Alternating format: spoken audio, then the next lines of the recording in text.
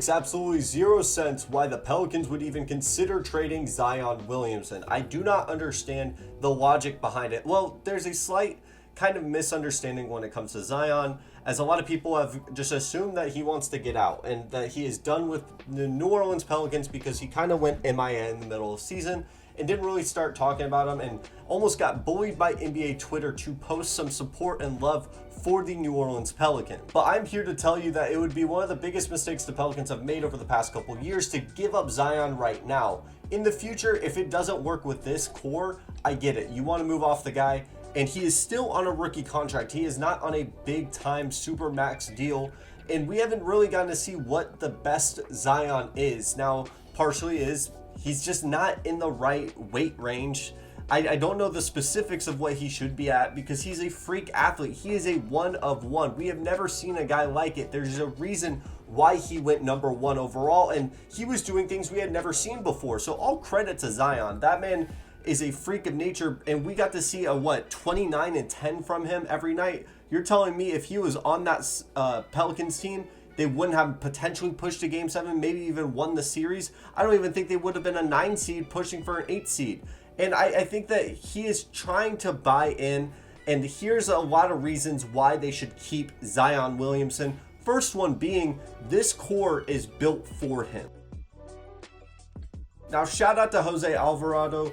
This video is going to basically be my series recap for the Suns-Pelicans game. I want to focus on the Pelicans' future as they have a lot to like about this team. Originally, I was not a fan of losing Lonzo Ball. They had given up a lot of their assets, Josh Hart being one of them as well. And whatever you think of Josh Hart, he is still a viable role player that could be very potentially good for a championship team. I do think Jose Alvarado and all the guys that they got, I mean, Herb Jones is the perfect glue guy that you want for your franchise. And if he gets even like 25% better on offense, that dude is an all defensive team guy waiting to happen. Not to mention, if he could throw in a quick catch and shoot, this dude is going to have a long career in the league, and he's also really athletic as well. Not to mention, Jose Alvarado is a guy that every NBA team would love to have, a guy that is scrappy, will fight for every rebound. He plays every single game like it's his last, and that is something that is rare, which is surprising to think about, but you have to have another level of determination to be that level of Jose Alvarado. He is a Patrick Beverley that I think could potentially be a better defender and scorer than Pat Bev ever was.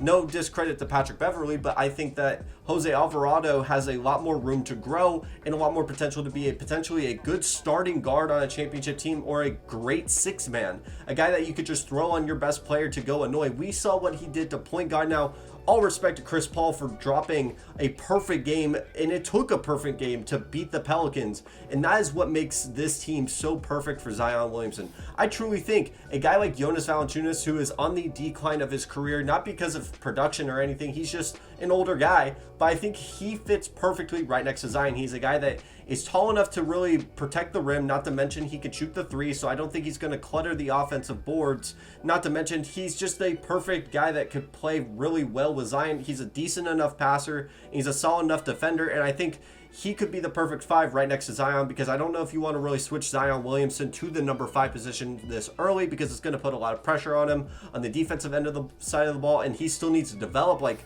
we're acting like Zion is this perfectly cooked souffle. He's all the way done. He still has a lot of room to grow as a player. He just hasn't had the opportunity to because of these injuries, and I get that that is one of the biggest concerns with Zion is his injuries / weight.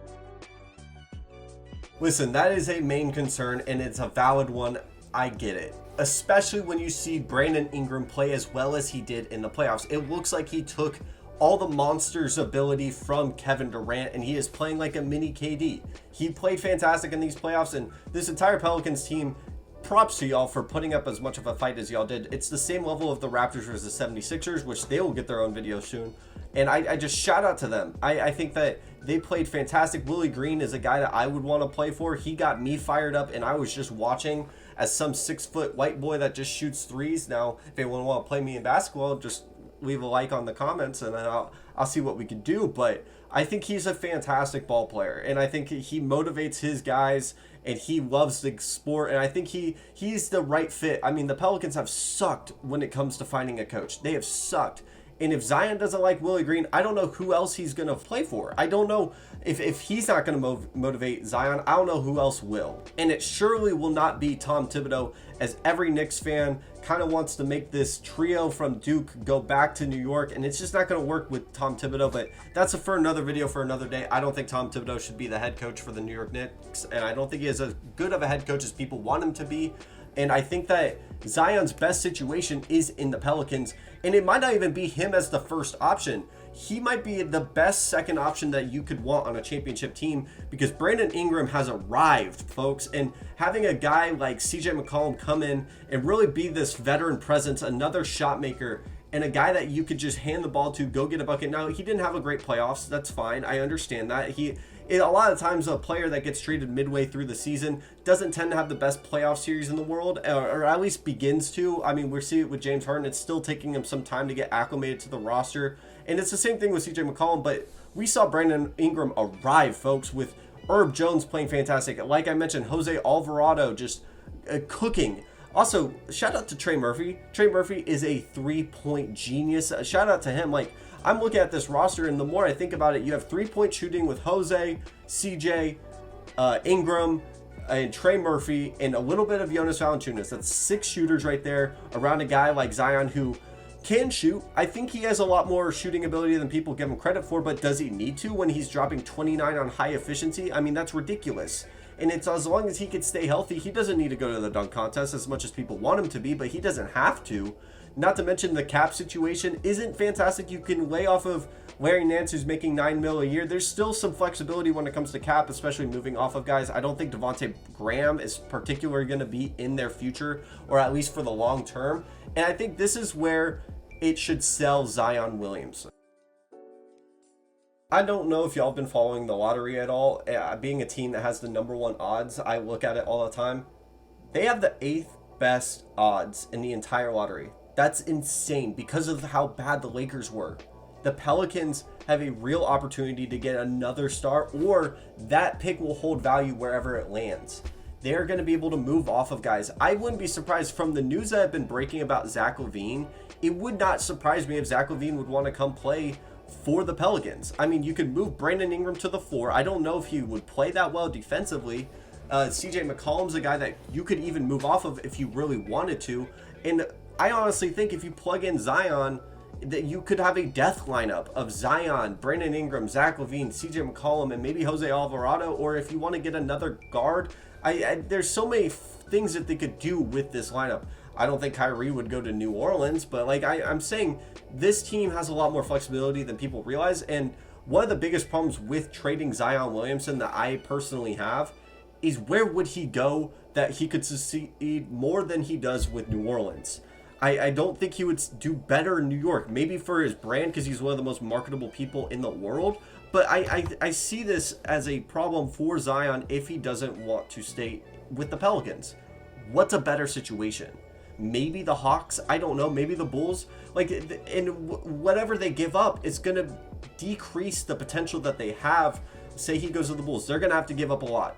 Say he goes to the Knicks, they're going to have to give up a bunch of assets in order to bring him over, and that's just going to make the Pelicans even better. I think if you take Zion off this team, the Pelicans are still going to be a fringe playoff team, but I think they could be really good, especially with the West not being as dominant as it has in previous years.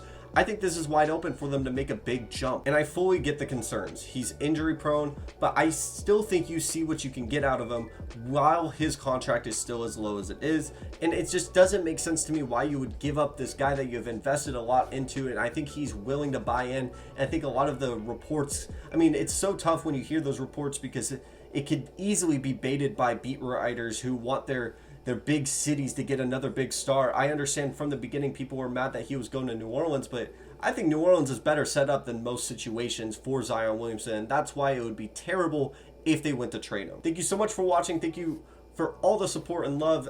Let me know what you think of the new intro. I personally love it, and this video is going to be one of my favorite that I've done, and I'll do a deeper breakdown. I just wanted to get this video out because I'm seeing a lot of rumors, and also we got some NFL draft news. We got to talk about this first round and everything that has happened, and thank you so much for watching just overall, and be prepared. I'm going to be trying to make as many videos as possible, and thank you so much for watching. Have a wonderful day.